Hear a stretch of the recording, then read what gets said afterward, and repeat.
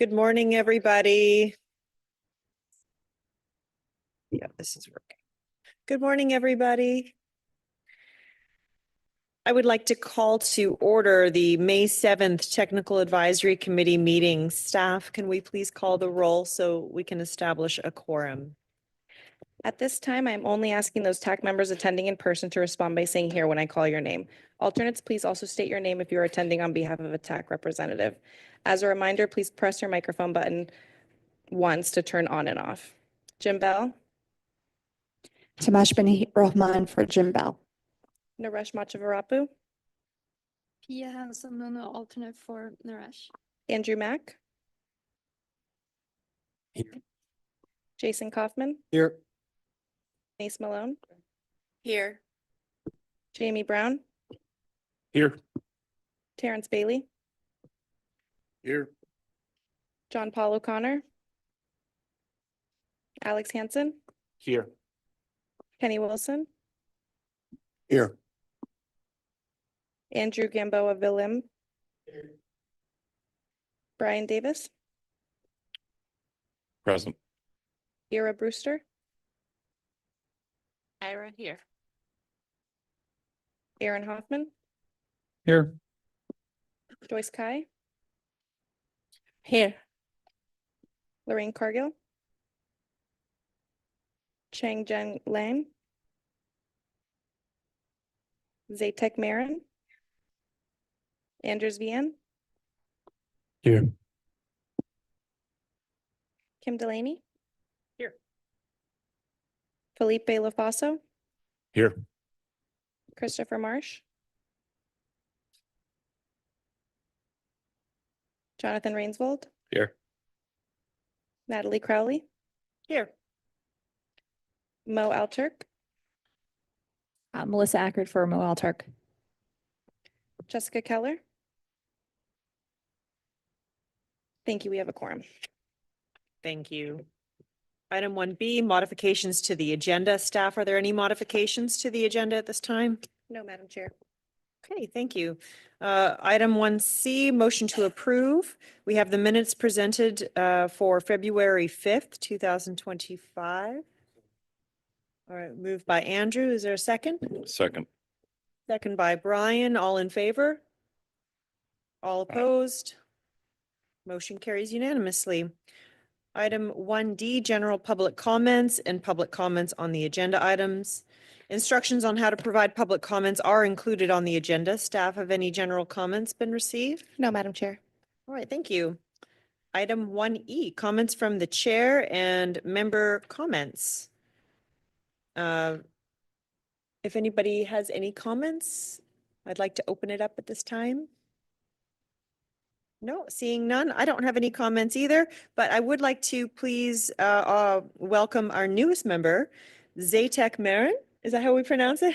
Welcome all the way from Belle Glade. Thank you for taking the time and driving in this morning. I hope you didn't get stuck on that traffic like I did on Okeechobee. So welcome, Zatek. So glad that Belle Glade can be part of this team. All right, so we have now item 1F, TAC liaison report. So I'd like to invite Brian to the podium to provide an update. Morning, everyone. Brian Reisher, Deputy Director of Multimodal. Presenting the liaison report. I'm not Andrew. You get discount Deputy Director today. So I appreciate you all letting me take some time this morning to go over this, but I did want to just recognize that we have our two senior planners in the room. So Sol Tangvik and Matthew Massa, they were originally planner twos and they've been promoted to senior planners at the TPA. So they're going to be now liaisons for the CAC and the Vision Zero committee. So just wanted to make note of that, congratulate them. On the liaison report, we have National Bike Month. So this is the obviously the month where we get to celebrate nationally. It's still kind of nice out in Florida, although Florida celebrates Bike Month a little early in March. Today was the National Bike Enroll to School Day. Sol actually went out to Equestrian Trails Elementary School, and they had a really great turnout today for Bike Enroll to School Day. So if you know of any schools that are participating, send us some information about it, send some pics. We'll be sure to share and remind drivers to drive safely, as there might be more children out today biking. We also have the Bike Friendly America designations coming. So if communities are interested in learning more about becoming a Bike Friendly America community, if businesses are interested or universities, we are a gold bike friendly business in the downtown, and we're really happy to help get more communities and more businesses certified locally. So if you are interested in this, reach out to the TPA. We'll be happy to help and facilitate. You can learn more at the Bike League website on the screen. We're hosting 2 workshops in June. So the Vision Zero Action Plan workshop actually replaces the Vision Zero Advisory Committee on the morning of June 5th. I'd welcome not just the Vision Zero Committee, but also the TAC to please participate in that meeting. I know that a lot of you are involved in the development of your local Vision Zero action plans. So please consider joining us on June 5th, same time, 9:30. And you can join virtually if you would prefer, although we would encourage you to please join in person if your schedule permits. The following day, we're actually hosting the Transit-Oriented Communities Workshop, and that is evaluating current policies in Palm Beach County, which might needs to be evaluated for update just to ensure that we have the right TOD and transit-oriented corridor policies in place. So we're going to host a discussion here at the TPA with our consultant team. A few of you have actually been interviewed based off of some of your prior work. And so if you would like to come, it's Friday morning. It'll be at the TPA and on Zoom. For the District 4 Pedestrian Bicycle Master Plan, we actually have a presentation about that, which DOT is here. So we'll punt on that item until that info item goes along.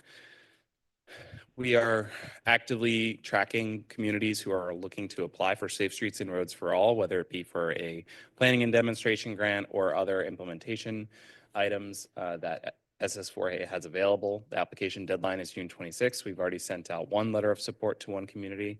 Best of luck, Palm Springs, on your endeavors. We are also going to just briefly host a discussion about any updates that you all might have coming up in this meeting. So please stay tuned for the last item on the agenda. And of course, you can always ensure that you're subscribed to the TPA newsletter. We share a lot of our community events that we're going to be at. We share a lot about things that are coming up, projects that you might want to comment on through that, and other information. So lastly, in addition to the newsletter, make sure that you are aware of the TPA events that are coming up. This website is frequently updated with all the things that we have, our workshops, our rides, etc. So I'd like to welcome up to the podium Sol Tangvik. We completed a bicycle survey in the month of March for Florida Bike Month. So if she could come to the podium and prepare some results for us to share those results. We always, of course, have our comment map, but this was a survey that was specifically targeting people bicycling in Palm Beach County. So Sol, it's all yours.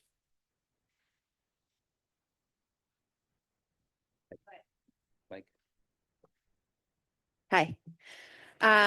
So as Brian said, we conducted a survey in March. We got about 102 responses across the county. Outreach involved various different in-person events where we collected feedback and also online. 44 of those respondents left specific comments on the map, so specific conflict areas. And I'm just going to share quickly some of the results. So we know people in the county are biking and walking at least once a week. 75% of the respondents said that they are active in the community. Can you just go No. next? I'll hit it for you. Thanks. But as you can see on the right, folks are still not using these modes to commute. We still have a heavy commuter driving population, and then the bike commuter population is growing, but it's still low. And when we asked folks what's preventing you from biking more, it was an overwhelming response of not feeling safe sharing the road. So none of this information was super surprising, but it's great to just get this data and feedback directly from the community as we continue to make our roads safer and more comfortable for all modes. Thank you. Oh, I think there's one more actually. Next slide. Yeah, I just wanted to share again this is the comment map that I was referring to. So we collect comments from all over the county. Whenever we're at events and we're in the community, we ask folks to come on here and drop a pin so that we can find out from our residents, where they're experiencing conflicts in the county. And a lot of these comments will go to whoever owns that road. So we encourage you to share this resource with your communities. We can continue to collect feedback. These are obviously people that are on the ground using the roads every day, and it's important to incorporate their experiences into the decision making. So thank you. And just so you all are aware, if we did get comments in your communities, we'll be reaching out directly to you all about those comments to see if we can get some potential projects either included in the LRTP or in the next TA cycle. So great, thank you, Sol. That's all, Chair. Thank you. I'm just curious on for a question, I guess, for Sol on the data that you provided. So this is unrelated to the bike survey that was provided. This is an app that really allows the public to drop comments in based on wherever they are, that the TPA administers and collects from basically the public at large. And they're able to provide feedback such as crack in the sidewalk or no bike lane or just whatever. And the TPA gathers this information. And so this is a promotion of that app. Yeah, it's on our website. So if you could pull up that screen one more time. And it's a really simple form. So you can go, you click the location on the map, or you can input an address or kind of like search and find it. And then it's a very simple form that categorizes the comment by, for example, like pedestrian, bicycle, scooter, transit.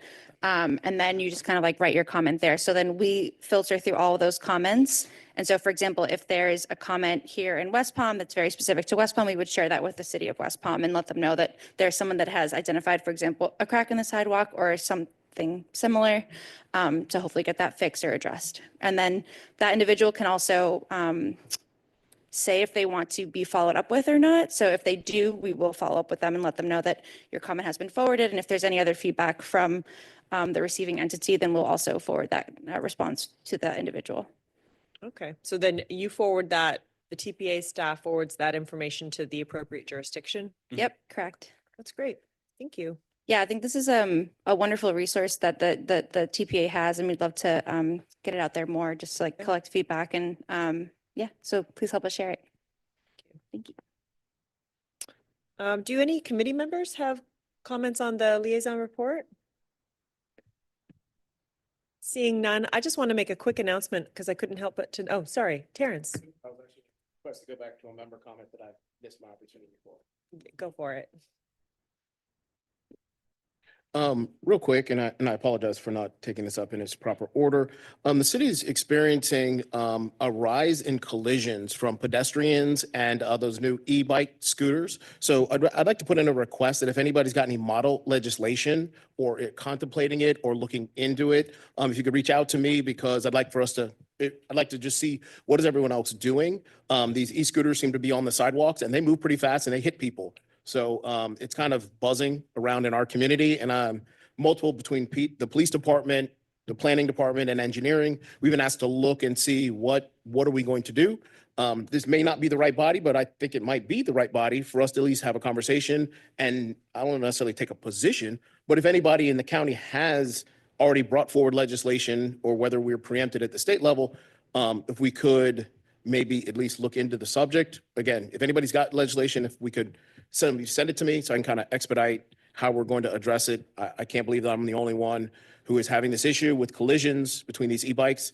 They're mainly ridden by 11-year-olds who don't necessarily know what a 4-foot sidewalk, how many people can get on one.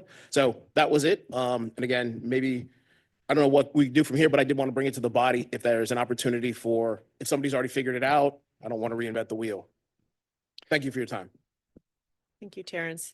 Do any committee members or does staff have a response to that? Sure. So we've done some research on this, and I've sent some information to the safety committee liaison at Wellington, and I'll forward to you, Terrence. We've also done some safety events as well, that if you have something where you would like to, think about having a specific targeted outreach event that we can come and partner with on. We actually have an e-bike, e-scooter kind of focused curriculum. So look for us. I mean, we're partnering with Boynton Beach for their First Friday event coming up. We're going to do helmet fittings. We We've done helmet fittings, I think, most recently in Boca Raton. So happy to help and come do a presentation if you feel like it would be worthwhile as well. Thank you, staff. Hmm. Thank you, Brian.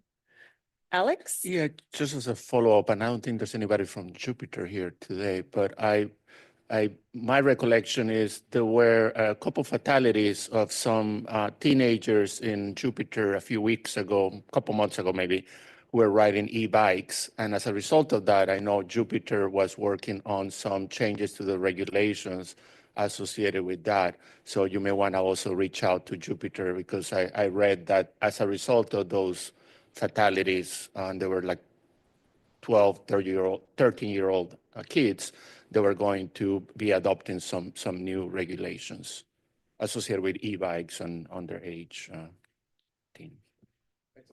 And just really quickly, Sol Tangvik mentioned that there is a bill in the legislature right now that would permit local municipalities to regulate e-bikes in a more in-depth way. So we'll try to get that bill number and send it. Thank you, Sol. Thank you. I don't know if there's any, I know one of the tasks that Jupiter has responded to, and one that the city of Palm Beach Gardens has also done in close coordination with the police department, is a matter of education. It's a lot of the time people just don't know what the rules are. And if there's current pending legislation, that's also good information. But a lot of the time, the rules are really confusing. And so as time goes on, it may even be a benefit for consideration to have some kind of potential overview or presentation to this committee on, laying the ground rules of what e-bike and e-scooters are allowed to do, what can they do, what can't they do, so that we can be ambassadors of that information as we go out to our communities.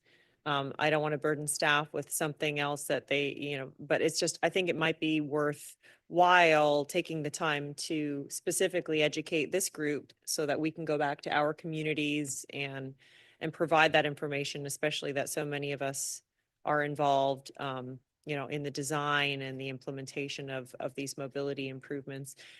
Definitely, we've been dealing with this, and what happened in Jupiter recently was an absolute tragedy, and I witness it in my own community. It's a huge issue. So I think it might be worthwhile.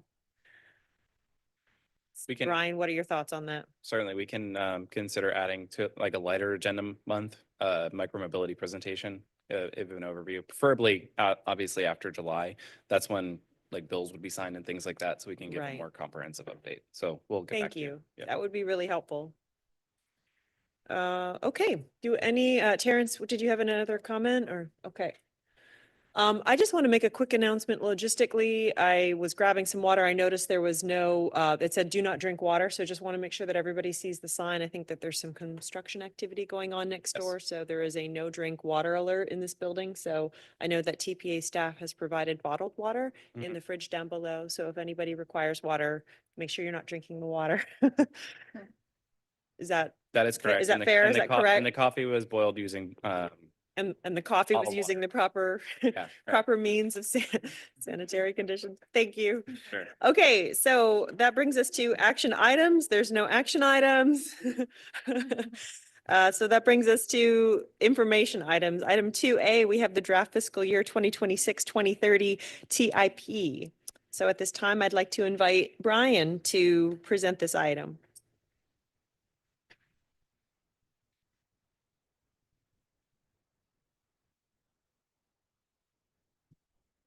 All right. Once again, Brian Rusher, Deputy Director of Multimodal. I am not Andrew Euler. He is much more proficient at giving you all presentations on the tip, but he has assigned me today, and his thoughts and prayers are with us. He's out there in the ether, I think, online. So he is available, but he's not feeling well today. So we're giving him a break. So the Transportation Improvement Program is one of our MPO's core planning products. So this is one of two core planning products that we have. And I'm trying to see if my clicker is actually going to work today. Should. Got battery. There we go. It's a little slow though. See if I can get this to work. Okay. The MPO core planning products, of the four core products that we have are the long range transportation plan and the transportation improvement program. So obviously we have a very nice brochure, which our programs team and our public involvement team worked on. This is available at the front desk. I would strongly encourage you to pick it up. It explains what the major differences are between the TIP and the LRTP. These documents are interrelated. So I wanted to point out that the LRTP generally focuses on the future of transportation in Palm Beach County. It has a 25-year plan horizon. There's a network analysis that goes into it. There's population, jobs, and financial forecast. And all of these things put together is what creates that vision. From the LRTP and all the projects that we get from our communities, our transit providers, there's about 1,300 projects in that LRTP. Those projects get fed into our 5-year plan called the Transportation Improvement Program. This is our schedule of project funding. Things do not go into the TIP unless they have a specific funding code associated with them, meaning that we believe based off of our financial projections and in partnership with DOT, that there is going to be dollars spent on that fiscal year for that project specifically. And again, this is a 5-year plan, primarily focused on the urban area. So the urbanized area is the hashing that you see that kind of resides generally around municipal boundaries on the eastern part of the county and some western parts of the communities as well. This is also tied to the federal aid highway system. So that's generally where we would put most of our transportation dollars into. On the pink and the red lines, that's a combination of the national highway system and the surface transportation block grant eligible roadways. The funds that we get are predominantly to be used within the urban area. So again, with that hashed line work, although we do plan for the entirety of Palm Beach County. So we provide services county-wide, but our funding generally goes within that hashed area.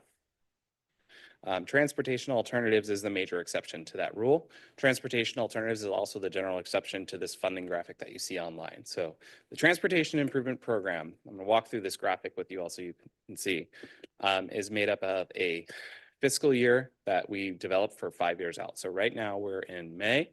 Our next fiscal year is going to start July 1, and that'll be fiscal year 26. So any projects that are kind of currently underway would generally wrap up in what would expect it to be fiscal year 26, in which they will start design, and then they will move into utilities and right of way in roughly 28, 29.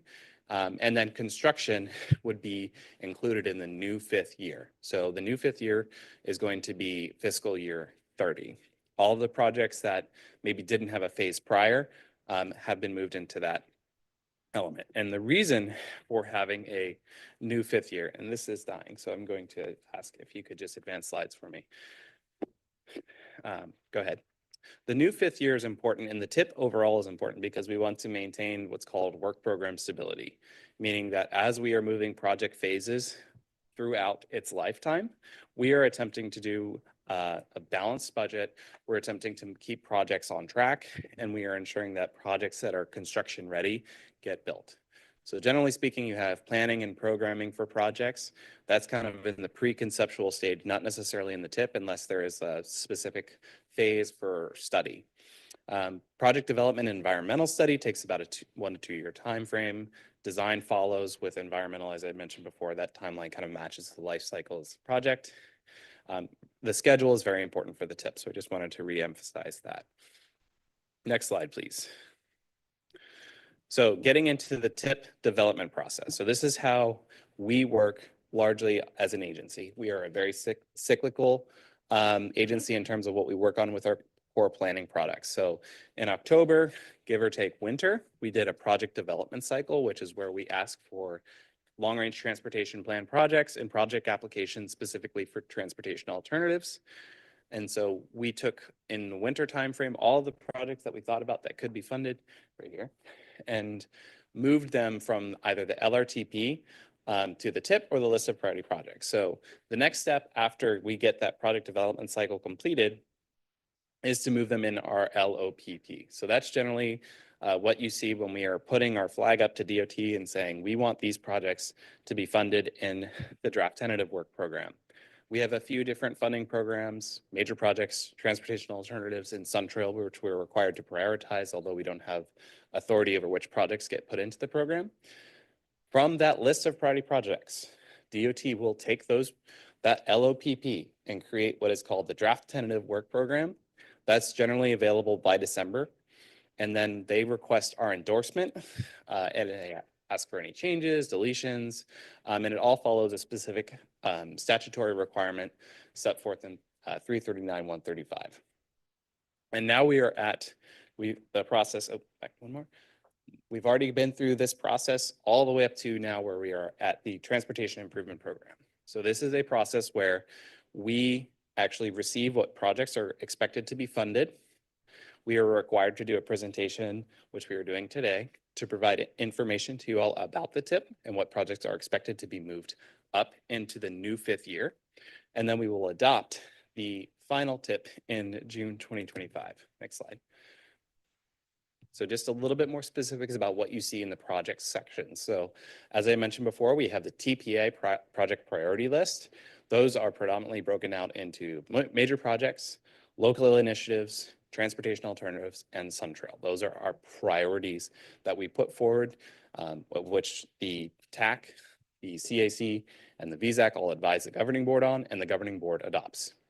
In addition to that, there are other priorities that we are required to adopt. So that is the strategic intermodal system, the federal and state systems that projects that are not on the SIS, all airport, roadway, and seaport projects.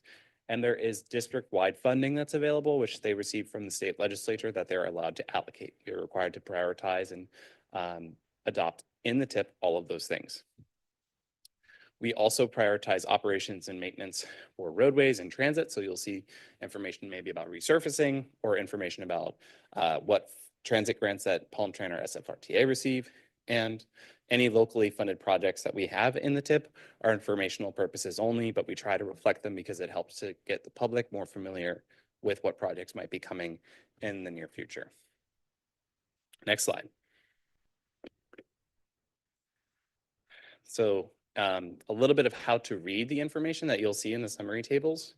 Generally speaking, from left to right, you get the information about when that project came into the TPA, when it was requested to be added to the list of priority projects, and what year it was ranked. So from left to right, you can see that in the first row, 17.1 and 17.5, West Palm Beach and DOT have a project on 36th Street to build a pedestrian bridge and buffered bike lanes and other information, enhancements between Poinsettia and Australian Avenue. You'll see that there's a color coding. So if there's a significant funding change, which is the blue column, that is where, more than 10% generally is what's required to be shown in the TIP. So we show that. For projects that are either new or advanced because money was available for that project, or it might have moved up in the Transportation Improvement Program, that's shown in green. And then any projects that were delayed will generally be showed in red. Next slide. The TPA has limited prioritization authority. So we don't get to prioritize everything, but we do have to reflect everything in the adopted TIP. So there's currently a little over $3 billion in federal, state, and turnpike funds. So we have to include that in our Transportation Improvement Program. A lot of that is dedicated to the turnpike. As you can see, it kind of extends into, about 1.4 billion. But we do have authority to prioritize about 407 million over that 5-year TIP timeframe. And this is just a little bit of a breakdown of all the different funding codes and how they're broken down locally. Again, locally funded projects are just for informational purposes only. Next slide. Of that 407 million projects that the TPA prioritizes, these are generally the breakdown and where that money is going. So we have 236 million in roadway capacity, and those some of these projects, while they might necessarily be classified as like a major roadway capacity, could have safety improvements, could have other complete streets elements identified with them. But this is just generally speaking how the project is viewed at a high level, 236 million for roadway capacity. There are $82 million planned to be programmed for complete streets, 53 million for signals and intersections. 32 million for transit vehicles and shelters, and 4 million for standalone lighting and standalone safety projects of that 407 million. Next slide, please. We also include within the tip a sheet that is for your information purposes only. These projects are the ones that the TPA has prioritized. So these are the ones that we try to track and we try to make sure that they're moving forward. Currently, there's 12 major projects, 13 local initiatives projects, and 10 transportation alternatives under construction countywide. One that we're very proud to have wrapping up, if not already wrapped up, is the Lake Worth Road reconstruction. This is the location where we are installing new crosswalks, new sidewalks, new shared use paths, separated bicycle lanes, and we should have a ribbon cutting ready to be announced sometime in the next month on Lake Worth Road, approximately between Green Acres, Palm Springs, and unincorporated Palm Beach County. So we're really proud of that project. Next slide. Okay, now projects that are now funded. This is where we get to some of the exciting information. You can see that some projects maybe had design phases, maybe they had PD&E, but that's generally needed funding. And so the projects that we are expected to have into the tip in the new 5th year, as you can see here, all these projects were funded for construction in fiscal year 30, with the exception of Indiantown Road, were funded primarily signal projects. So half of the projects on the bottom of that first table were signals for Palm Beach County, signals for Boca Raton. We have 2 projects, one in West Palm Beach from 25th to 45th Street, and then one federal highway at Spanish River. That's an intersection project in fiscal year 30. We're also happy to have a PD&E accelerated for Indiantown at Central Boulevard to fiscal year 26. So we're very happy with these projects. Many of these signal projects are going to be administered by FDOT, and they're going to be grouped a little bit differently moving forward. But generally speaking, these are the projects that we could advance for this year. Concept that you're seeing on the screen is a displaced left. So if you want to see this in more detail, just schedule a meeting with Andrew and Masa, and we'll get you the information and what's going on in that project. Next slide. For our local initiatives project, we have many projects that are going to be receiving funding. So obviously some more traffic signal projects that are getting funded for fiscal year 30. All of these projects for the most part are fiscal year 30 with the exception of rolling stock, which has been advanced to current fiscal about at Wellington Trace with new sidewalks, of which that's our selected concept to display on the screen. So obviously some of these things might change in terms of their concepts and what they're looking to do. But generally speaking, this is the project statuses for the phases that we were able to place into 2030. Next slide. And of course, TA, this is our exception to what I would call like the 5th year rule. TA is funded for 3 years out instead of 5. So the TA program is a little bit more accelerated, but there's less funding available than these other major project or LI programs.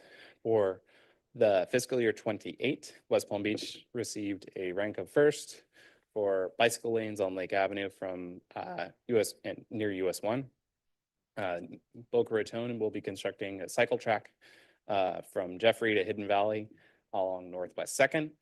And then Boca Raton also has a project from Camino Real on Dixie Highway to Federal Highway to install. Displayed on the screen is the Palm Street, Florida Avenue, US 1 rendering. It's a pretty wide parking lane that they're going to repurpose into a bicycle lane as well. So next slide. And as I mentioned before, the Turnpike is doing a major investment in Palm Beach County to the tune of about 1.4 billion for the Turnpike specifically, and then 400 million for I-95 interchanges, but they're either being new or modified, and then 2 other SIS intersections as well. So we're going to dive into what some of those interchanges look like in just a moment. So next slide for me. For Interstate 95, the interchange modifications that you are seeing. So you read from north to south, the interchanges that you see in Palm Beach County. You see the next column has the type of interchange that's going to be constructed. So type diamond interchange is TDI, DDI is diverging diamond interchange. And then you see the work that's currently ongoing. So before fiscal year 26, that's what's ongoing now. So Indiantown Road, Under construction, I think it's getting close to being finished. 6th Avenue, Boynton Beach Boulevard, all under construction with 5 projects under design currently. Fiscal year 26, we have North Lake Boulevard, and then over 27, 28, 29, and 30 and beyond, there are a number of interchange construction projects that will be underway soon. So that's how you read this table. Generally speaking, we're trying to maintain that work program stability. So this is where you see the layout of all of the things that are happening and when. And for the next slide, you will be able to see the turnpike, which is not as many exits in Palm Beach County, but there are projects to be aware of. So 3 projects ongoing with the turnpike to widen to 8 lanes throughout Central and South Palm Beach County, along with 4 design projects and a construction project from Broward County to north of Glades Road. So this is a pretty substantial investment from the turnpike that you will see over the span of the tip. This includes very, very aggressive widenings between 26 and beyond 30, both in North and South Palm Beach County. So just to be aware, these are the turnpike and the 95 projects that are going to happen. And there are projects that are coming up in fiscal year 26 to be aware of. So for example, Hypoluxo, and then Okeechobee to Beeline Highway, for example, under construction next fiscal year. Next slide. To give you an idea of what the next steps are, and I would encourage you all to please schedule a one-on-one meeting with Andrew if you have project concerns or information that you would like to have. Generally speaking, he's our expert on the tip. He's lived in this document for about as long as he's been at the TPA, about 8 years. So he understands where a lot of things live and how to get fund codes and other information.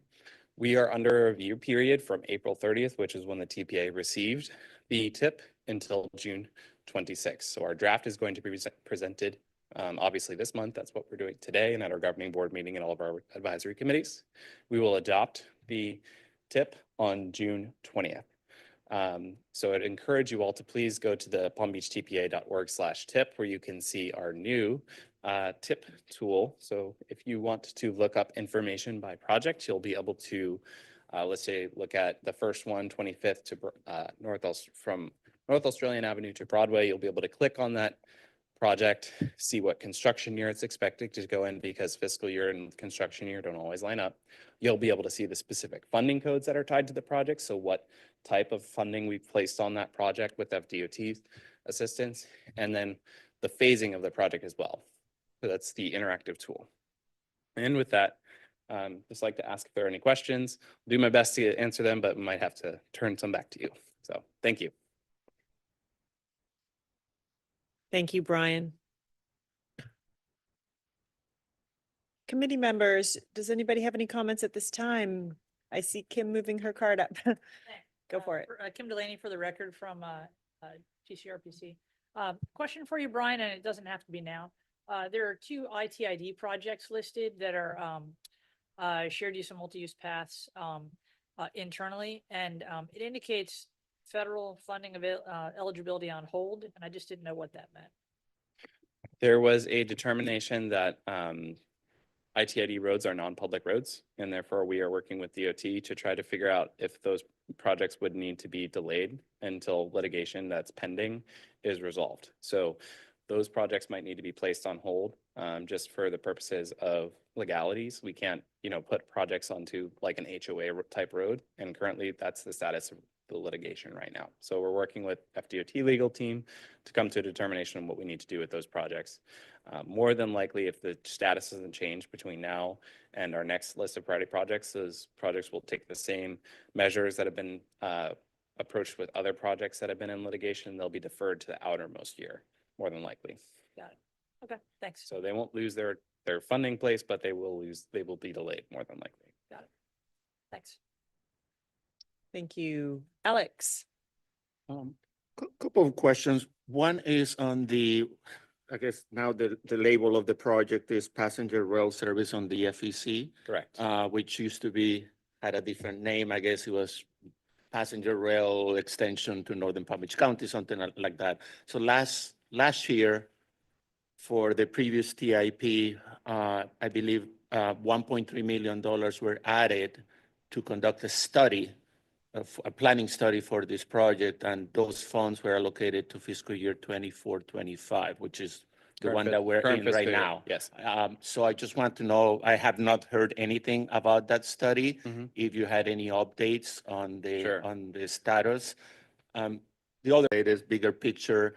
We keep hearing about all these funding funding cuts coming out of Washington, D.C. on different items.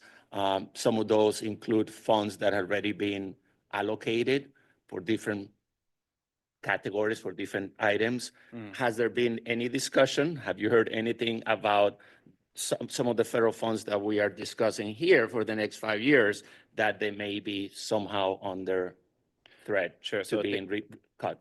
I'll take those in the FEC one first.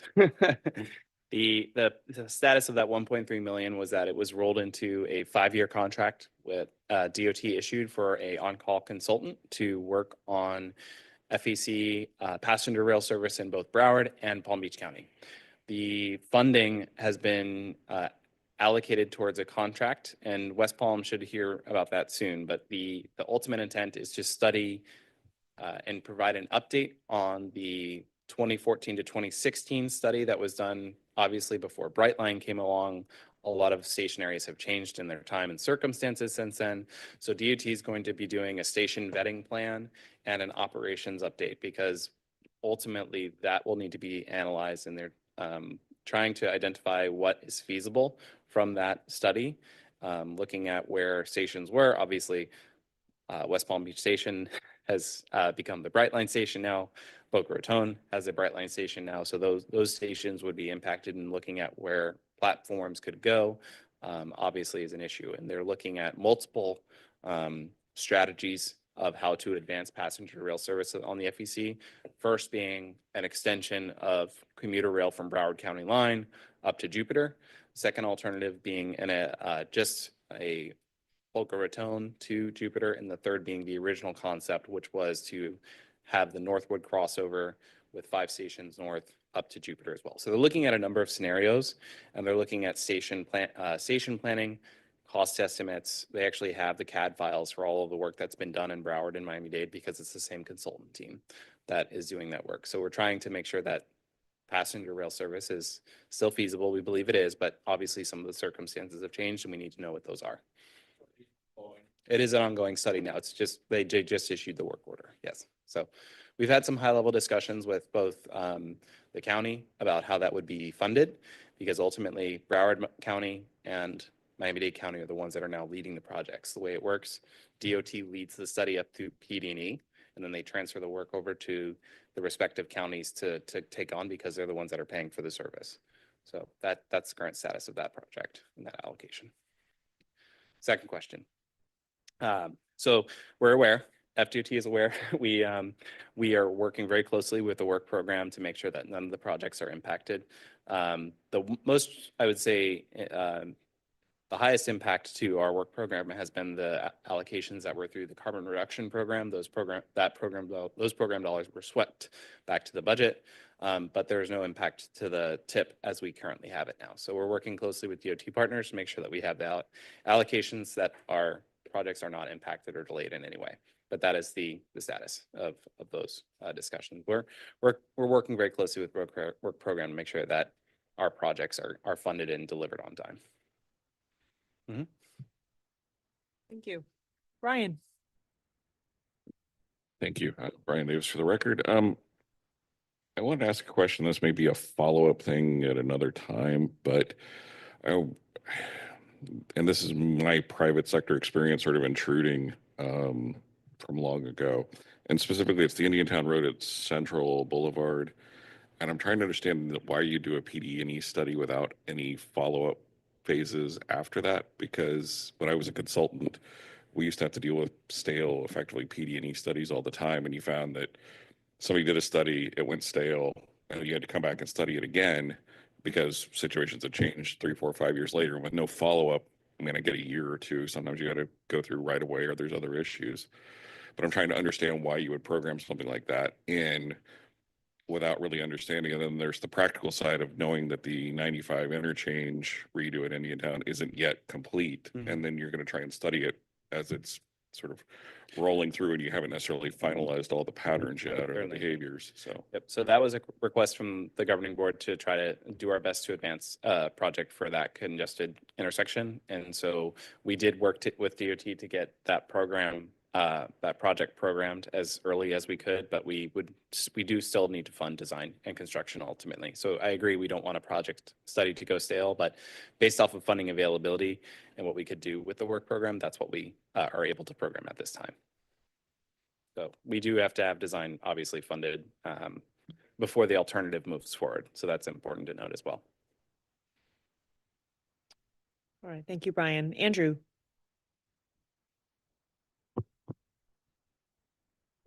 Thank you.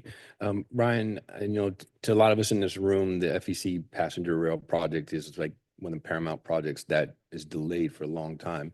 Can we reach out to DOT and the consultant, have them do a presentation here in whenever it gets the next slowest meeting that we have?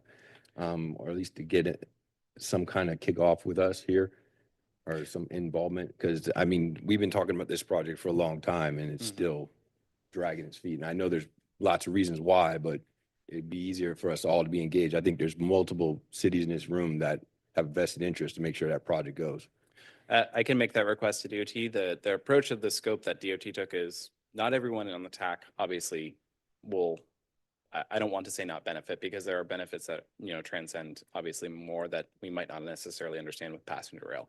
But because there are specific communities along the FEC and those have station plans and station areas, they decided that, the scope for that would be primarily interaction directly with the cities, but we can request a presentation that I might be able to provide to the TAC just to give you guys an overview. All right, thank you, Andrew. Jason? Thank you. On the 95 and Turnpike interchange tables you showed, it seems to only show the beginning year of construction. I was curious if it could be updated to show like the estimated duration of construction to more accurately show how long these interchanges might be under construction. So that's one question. Second, to follow up on Brian at Indiantown Road and Central, I was intrigued to see the graphic showing that it's kind of like a DDI type intersection. And I'm just curious, I know there's been some DDIs installed at interchanges, but have you seen this at an intersection as it's shown in the graphic in other places? I have not personally seen a displaced left similar to this in Palm Beach County. I would venture to guess that it might be something that might be new for our district, but I could be wrong. If anybody else knows of any, I'm happy to take them. Andrew's been messaging because he's very useful.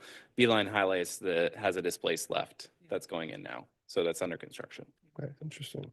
Beeline interchange has the displays left. Yes. It's really, So it is a Something. newer design for our area. Sure. And then lastly, this might be a better question for Andrew, but I was actually driving through Boynton Beach Boulevard recently and noticed that there's a bike lane and a shared use path.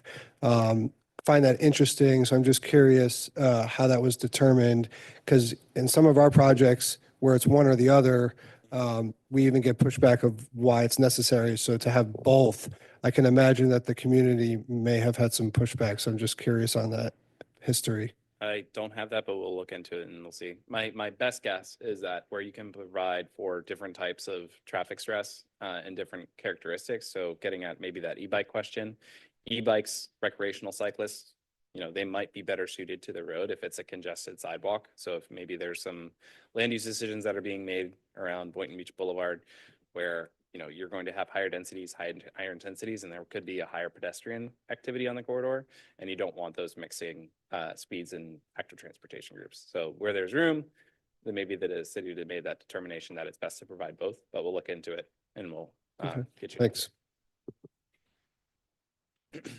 Kim, did you have another question? I did. I forgot to ask, for the Sun Trail project in Jupiter, I see that there's a kind of a bucket of money that is in some future year, but nothing in the 5-year program. And I didn't know if there was a likelihood that some aspect of that project would be advanced within the time frame? or is it all I'll check with pushed DOT on that one. out? Uh, Okay, yeah, the- I thought it had landed somewhere in the 5-year. I do believe as well, but based off what we saw, we didn't see in the Central program, so we'll check it. We'll double check that. Central also follows a little schedule, I want to say. Thanks for that. Thank you, Kim. Ruth, I have your card up. Are there any comments from the public? Yes, Madam Chair. Kurshid, please proceed with your comment and please state your full name.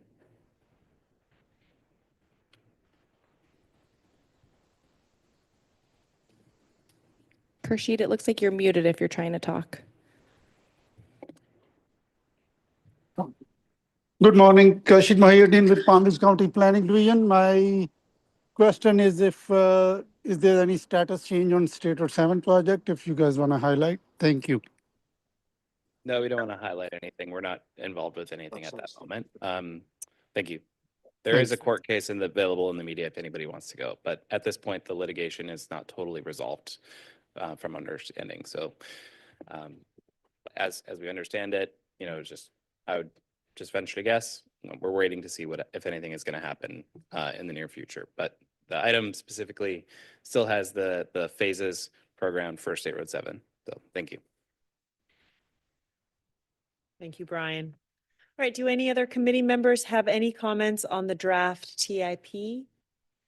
Seeing none, I don't know if I missed it. I apologize if I did, but Brian, the information that you sent out on the interchange updates, I didn't see it in the packet, and it could Okay. have been my miss, but if I did, I'm sorry, but if you would be so kind to send me the interchange information, if it wasn't available, then send the group, because when I have the item 3A documents printed, I didn't see the I-95 updates, but I was pleased to see the update on North Lake Boulevard, Right. and it looks like it's moving forward for construction in 2026, so. We'll see what we can pull together from the 95 Okay, projects and send that. great. It seems like it's a big area of concern for the TAC, so we'll try to get Thank that for you. you. Thank you.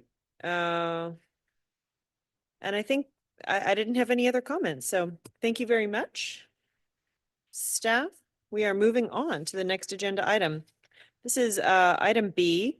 It's the DOT District 4 Pedestrian and Bicycle Master Plan Update. Oh, excuse me for a minute before you present. I do want to acknowledge that Jessica Keller did arrive a while ago. She's been sitting in attendance for staff. And then Bradford O'Brien, I don't know if you want, there's a seat here for you for Royal Palm. No, he's saying no. Okay, but staff, if you could acknowledge that Royal Palm is here just for their attendance record. Thank you. Apologize. Please go ahead. Good morning, Madam Chair, members of the committee. My name is Carlos Castro. I'm with the Office of Modal Development in District 4 with the Florida Department of Transportation. And we're here to present to you the update to our bicycle and pedestrian master plan. We want to highlight some of the data-driven analysis. We also want to profile some of the corridors and get in front of you a little bit of the criteria and prioritization metrics that we have used for the bicycle and pedestrian improvements as part of our overall program to improve bicycle and pedestrian infrastructure. We're going to be back tomorrow presenting the same material to your VSAC, your Vision Zero subcommittee. And at the very same time, our team is kind of dividing and conquering today. We're presenting as we speak in Martin County at a bicycle and pedestrian subcommittee. So I have part of our team spread out throughout multiple counties. I want to go back to the question before from Member Delaney about Sun Trail and Palm Beach. We do have a current planning level assessment for the Jupiter Trail. I don't know if that's showing up, about $300,000. We're executing a task work order to take that effort on in current fiscal year. So we're ready to kick that off. Okay. So I'm going to have part of our team here, Corinne Beam from Kimley Horn, present material, and we'll be happy to take some questions at the end. Go ahead. Thank you, Carlos. Good morning, everyone. Corinne Beam with Kimley Horn. I'm here to provide an update on our bicycle and pedestrian master plan efforts to date. Next slide, please. Again, this effort is being conducted in alignment with the FDOT's compass that covers these various topics. The next slide, please. Just a quick plug. The Florida Transportation Plan is currently being updated. This is an update that occurs every 5 years. And the department is currently seeking feedback. So if you'd like to learn more about that effort and provide your feedback, you can scan that link there. So for the pedestrian and bicycle master plan update, this is an update to the district's 2018 plan. And again, really looking at updating that plan, understanding what's changed in existing conditions since that time, and identifying needs and gaps in the multimodal network along the state highway system throughout the district. And really taking a focus on a context-sensitive approach this time around. Next slide. Again, this just highlights context classification. Again, really the focus of our efforts for this master plan update to ensure that the bicycle and pedestrian facilities on the state highway system in District 4 not only align with the roadway characteristics, but also align with the land use and context outside of the roadway and the right-of-way. Next slide.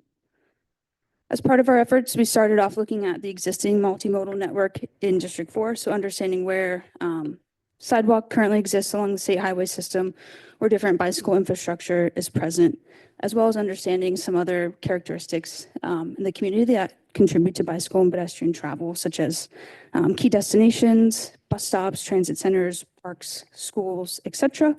And also taking a look at roadway characteristics, such as posted speed and volume, and understanding from a historic perspective, high crash locations. Two key definitions for this effort that we're really focused on are one, gaps. So understanding where sidewalk and bicycle facility infrastructure is not currently present along a segment of the state highway system. So in that case, identifying a need for new infrastructure. We also took it one step further from the 2018 plan to understand additional needs. And how we are defining those is where there may be bicycle and pedestrian facilities present along the segments of the state highway system, but they may not be appropriate or up to current standards for that roadway segments context classification. We're defining those as needs. In that instance, looking to identify updated or enhanced facilities for those segments. Next slide. Click the slide. There we go. So our first step of the process was updating the pedestrian and bicycle gaps. So again, the 2018 plan identified gaps in the network along the state highway system for both sidewalks and bicycle infrastructure. So we took a look at those gaps, overlaid them with updated existing information across the district and GIS to understand where gaps are still present across the district. As you can see in the maps, a lot of those gaps and those large gaps in those segments are in the western part of the district, but there are some segments in the eastern portions as well. And again, this is where no facilities are currently present. For identifying pedestrian needs, so again, beyond just a gap, where may the existing facility not quite be appropriate or serving the roadway and its users in the best way. So we took a look at context classification, really focusing on one, where the current sidewalk width may be too narrow or may need to be widened based on current context classification of the roadway, and also understanding where sidewalk may only be present on one side of the roadway, identifying an opportunity to enhance those facilities through either widening the sidewalk or adding additional sidewalk. Next slide. Oh, sorry. For bicycle needs, again, really focusing on that context classification to identify the design context of the roadway to understand if existing bicycle facilities are appropriate, and understanding where those facilities may be able to be upgraded from, for example, shared lane markings or sharrows to a buffered bicycle lane, where on-street facilities may be enhanced to a separated bicycle lane or a shared use path. So moving that bicycle facility from the roadway. Another piece of the master plan that will take a look at our shared use path needs across District 4, understanding where the current Sun Trail network is, where there may be opportunity to fill Sun Trail gaps in the network, and also understanding where there are opportunities for alternative bicycle routes across the district. So in instances where bicycle facilities may not be able to be accommodated on the state highway system, where there are opportunities to look at the local network and provide some connection in that manner. As Carlos mentioned, we had a very data-driven approach and used data that was readily available that we could apply across the district, so all 5 counties in the district's area. Once we identified numerous needs and gaps, we needed a way to really hone in on some of those locations and start to identify some specific improvement recommendations across all 5 of the counties. So we took a look at 4 buckets of criteria: accessibility, demand, connectivity, and safety, to start to prioritize locations and rank them into tiered buckets. Across all those categories, segments could receive up to 13 points. From the max total of 13 points, we divided that into quartiles to assign tiers to the locations across the district. Once we prioritized them, we also took a look at some additional criteria related to high injury networks, where those have been established in each of the counties. Again, took a look at historic crash locations and took a look at the work program to understand where there's overlap in either upcoming or ongoing projects that may be addressing those identified needs already. This map here just demonstrates the tier 1, 2, 3, and 4 needs and gaps across the district for both pedestrian and bicycle identified areas. And then specific to Palm Beach County, so we took a look at the tier 1, tier 2 locations and really dove into those locations to understand kind of those existing conditions from an aerial imagery perspective, desktop review, and took a look at where some facilities could be enhanced. These corridors here, some of them, a bicycle and pedestrian need was identified, so that's kind of why they rose to the top, if you will, as a key corridor location. In each of the 5 counties, we've identified 5 key corridor locations for additional analysis, if you will, coming up with some planning level costs for those improvements and coming up with some very high level planning level concept renderings. That's something we'll be including in the plan as well. Next slide. Kind of our next steps. We are in the process of going around to various BPACs and committees, as Carlos mentioned, to gather your all's input and feedback on our progress to date. We're still in the process of preparing the master plan. We're looking to finalize it in the fall of this year. And as part of that effort, we're going to take a deeper dive into 2 of those 5 key corridors in each county to develop those concepts and planning level costs.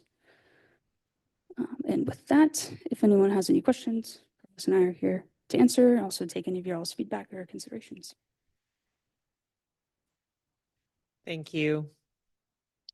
Committee members, Alex's card is up. It's a little bit difficult to identify. the Alex, please specific- use your microphone. I thought it is on. Oh, thank you. Can you pull it Uh, closer to you? First time I heard and cannot be.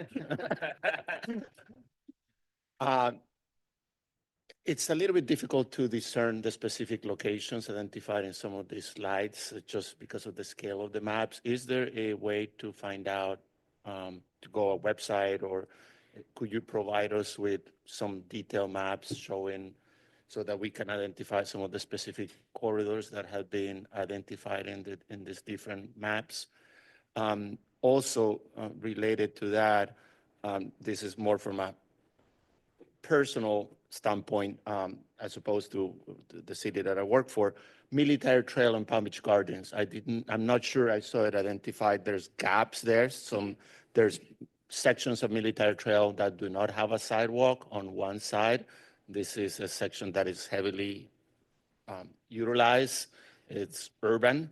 But I did not, again, at the scale of the maps, I couldn't see if that section has been identified.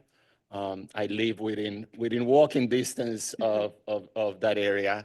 And again, there's huge gaps there. It's only sidewalk on one side, and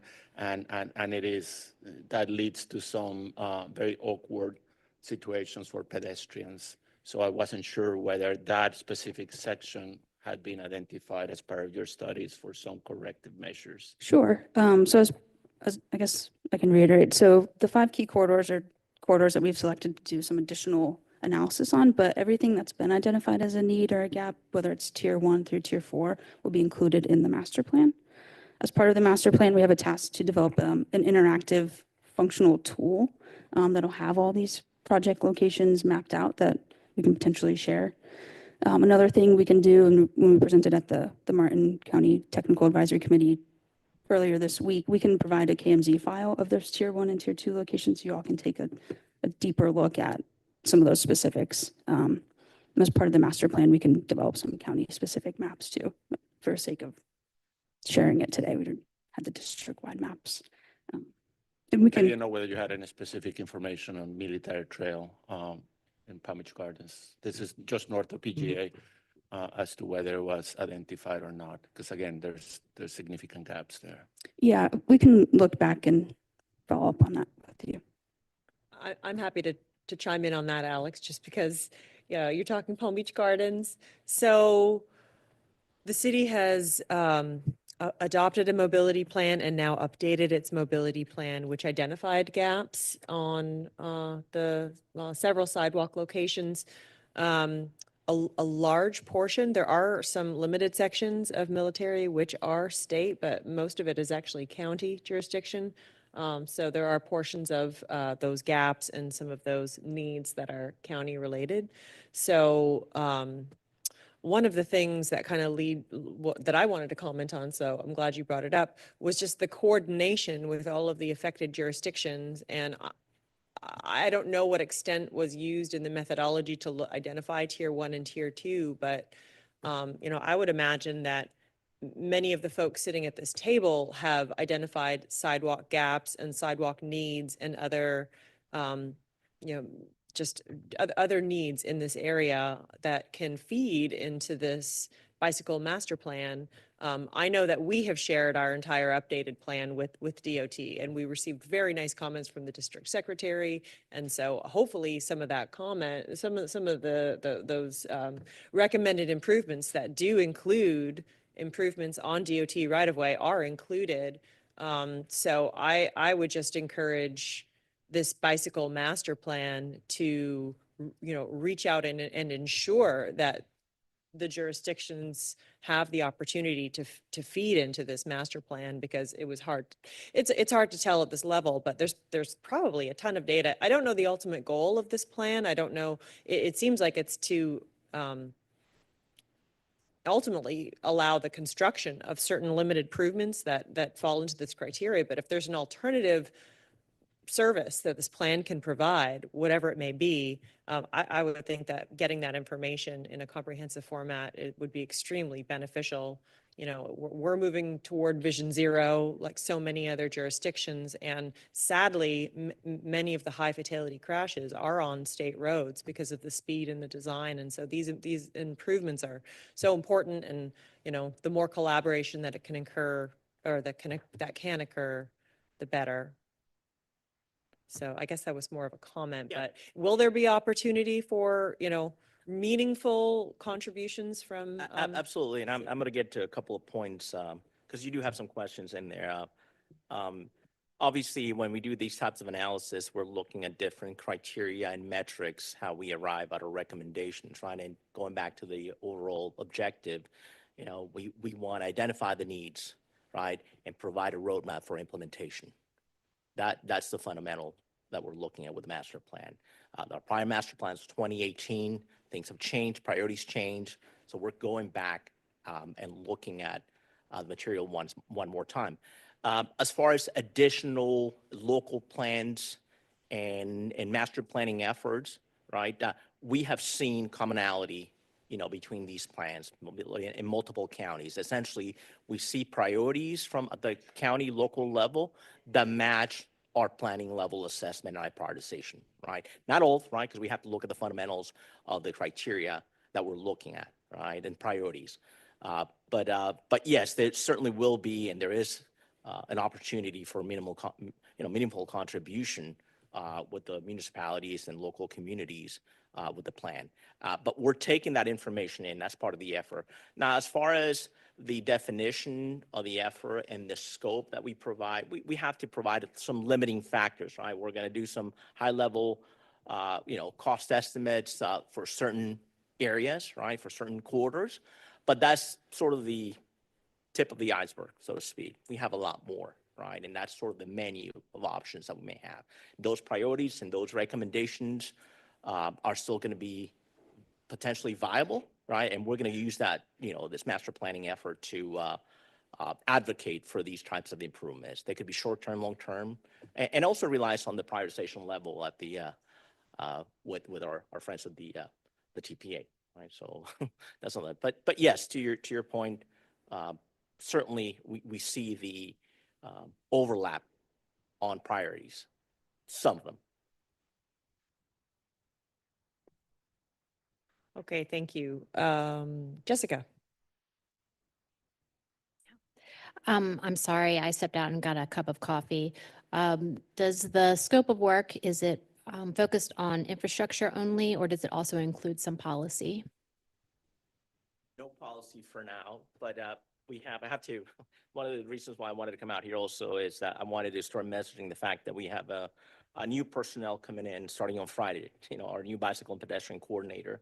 We've had some in-house consultant, Mike Melendez, has been interfacing a lot of these committees with other consultants, but that's a focus area, right? It's at times it's a very difficult endeavor to advocate and really see meaningful improvement for the bicycle pedestrian community. We come to the table to advocate, and there are certainly obstacles in that process, whether it's right-of-way process and so forth, right? Or simply, the nature of or our process. So we're looking at those elements as well, and that's what one of the key elements and focus areas for the bicycle pedestrian coordinator that's coming in and starting on Friday to look at that.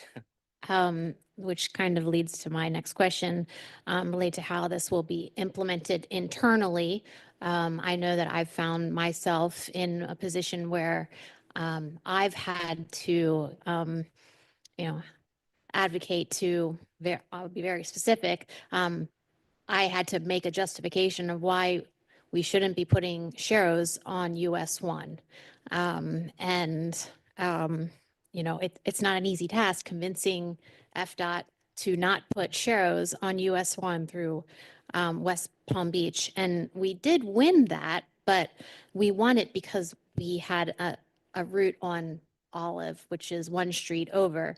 And it's our position that with or without that designated route, there should not be sharrows on US 1, given the volume and speed of traffic on that road. So I am interested in how you will be implementing, going from planning to implementation. That's more of a comment than a question, because you have this new, this position being filled,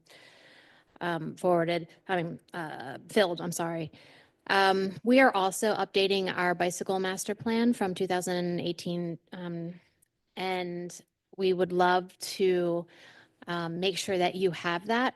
Our priority is that we want to develop a low stress network, and that includes the intersections. We'll be identifying 10 intersections, and no surprise, they all intersect with DOT. And so we want the project recommendations that come out of our planning process to be real, and not a 5-year challenge. So I really do look forward to working with you. I think the timing is perfect to listen to this presentation, and as we wrap up our bicycle master plan update. And I'll have one more. You mentioned that policy isn't part of your update, but I'd just like to pitch that all crosswalks should be high emphasis. That's all. Thank you. Thank you for your comments, and certainly we look for the collaboration. Jessica, maybe you can put our consultant in coordination with their consultant. It's a joke, it's Kimley Horn on both, but. Jason? City of Delray Beach also has a recently completed bicycle pedestrian master plan that we would like to coordinate with you also. Second, more of a personal note, like Alex, Hypoluxo Road on the south side west of 95 is a treacherous spot for pedestrians without a sidewalk. So I just want to make sure that's noted for the record too. Thanks. Thank Thank you, Jason. Are there any other committee comments on this item? All right, seeing none. I just have, a lot of the comments that I had, I already brought up. I just want to echo, I also had a comment on intersections. I don't know how much the study goes into those intersections. There was recently a triple R project that DOT worked on PGA Boulevard. And, one of the amazing things about resurfacing projects is that mobility improvements can be included, but the enhanced intersections were, which were already existing on PGA, were not part of the funding that DOT offered. And the city fortunately had the money to provide for those improvements for the intersections, but had the city not done that, those intersections would be asphalt.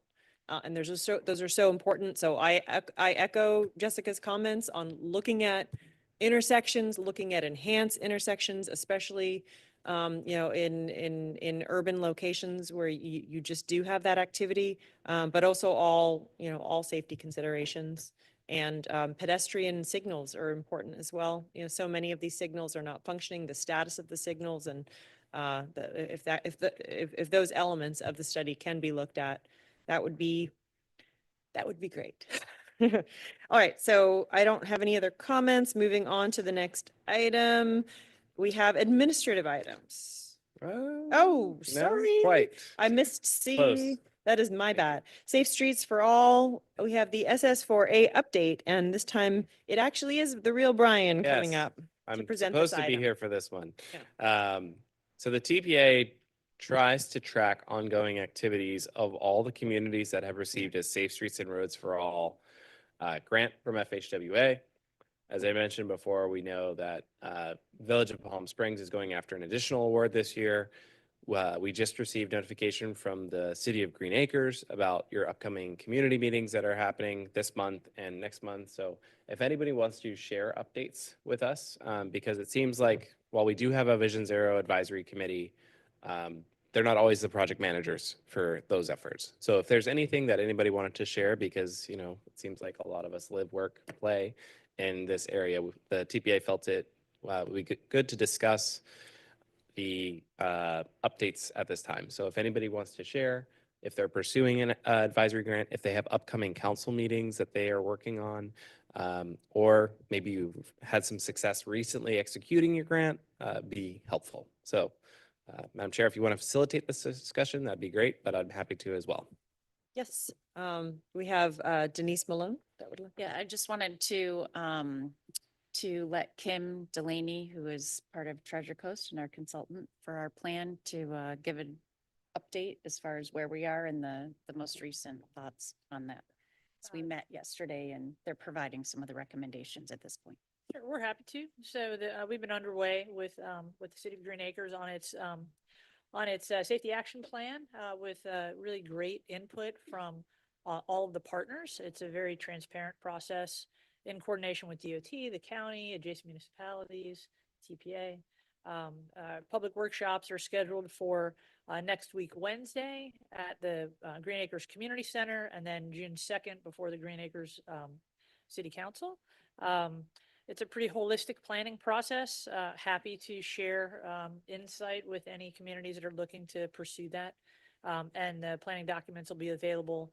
We'll provide them to the TPA for distribution once they're executed with once they've gone through the public process. Okay. Thank you, Kim. Jamie. Yeah, just last night at our commission meeting, which ended at 10:45. We actually got approval from our commission to put in for one of the implementation grants. So we'll be doing that. I can get with you, Brian, on what we're planning on doing, but based on some of the things we identified in our safety action plan and our mobility plan. So Great. Awesome. Love to work with you on that. Let us know if we can help. Jason. Just see a note there for Delray Beach saying commission approved in November. I'm just, can you be more specific to what that means? I believe that your FHWA grant went forward for signature from the commission. And Okay, that yeah. was what they went to approve back in November. So any updates since then? Yes, we have the solicitation for the engineering firm out right now. It was supposed to close today. It was extended to next week. And then we'll get into the study after that. Just want to say thank you to Wellington and Boca for helping us with some documents while we were preparing our RFQ. Oh, great. Thanks. Any other updates, Alex? Alex, yeah. Sorry, more of a question. I see that Palm Beach County received 4.4 million for planning and demonstration. So I'm just curious, and I'm not sure if you, Brian, or Melissa, is this for a specific project or projects and locations to do the demonstration? Predominantly for intersection, flashing yellow arrow improvements, if I'm not mistaken, if I can speak on their behalf. One or two specific I think locations? it's over 40 locations. Okay. 46 comes to mind, but we can double check that. It's around that. Yeah. Okay. Around 40. We'll leave it there. Great. All right. And Yeah, again, we just, Gardens is moving forward, our action plan. We've engaged a consultant. Kimberly Horn is assisting the city in the advancement. We've had a number of public engagement opportunities. We've had public surveys go out, collecting good data. We're working really closely with our police department. We're hosting community workshops in various locations, and there's some good brainstorming opportunities that are coming out of that. So we're moving along, and what our ultimate desire is to move forward into the implementation. Unfortunately, it does seem like those funding opportunities for the implementation of these action plans seem to be limited based on some of those decisions that have happened at the federal level. So I don't know if there's any update on staff there, because that was really one of the primary motivators, which pushed us toward this path so that we could access those mega dollars to implement and construct. So, it's still a good thing that we're doing the plan, but we were under the impression that unfortunately we're going to miss that mark. So the FHWA, I've reviewed their page a few times. They've noted that in addition to the June 25th deadline, there will be an additional cycle after this June 25th. That was occurring to their website that's posted now. So wrap up your plans and see if you can go for more implementation dollars later. I will say that while there are probably less funding resources that were available in the last administration, the federal bill for transportation is up for renewal this year. So I would just pay close attention to that, because that impacts everything from our surface transportation block grant down to what discretionary programs are going to be out there. So in addition to the items that you've seen before, also pay attention to which communities are doing low cost, high impact improvements. So TPA staff, Carly, myself, Sol, all went to the Village of Palm Springs, who's actually working on engineering details right now for low cost implementation solutions that are dramatically focusing on reducing speed and improving safety at intersections or reducing risk. So I would definitely pay attention. Maybe Felipe can give us just a brief presentation next go around on what you all are working towards, because it was very impactful to see the differences in the drivers and how they respond to even very low cost solutions. So do pay attention to that if you can't go after big funding amounts. All right, thank you, Brian. Any other committee members have comments on this? Seeing none, we are on to our last item, administrative items. 4A through 4C are informational only. There's no staff presentation unless requested. Seeing no requests at this time. Our next TAC meeting is scheduled for June 4th, and at this time, our committee meeting is adjourned.